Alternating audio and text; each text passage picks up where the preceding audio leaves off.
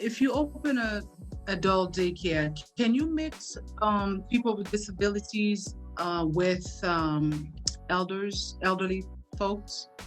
You can. I mean, at least in the state of Florida, there's not a, we don't, like, we cater to the senior population just because of our programming and our activities. And then, what you'll find is that like seniors will enjoy conversing and kind of, being with like individuals that are kind of going through that same stage in their life. But at the same time, I know like at our center, we have two people, like one of our gentlemen that comes to our center, I think he's in his 30s. And if Deb, if she's on, she could probably correct me, but I think he's like late 30s, early 40s.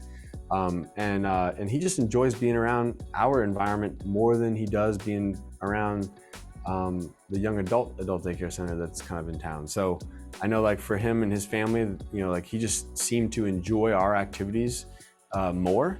And so he's just a great fit in our environment. But again, it's not that like, we're not out there advertising or promoting young adult just because it's not our core focus.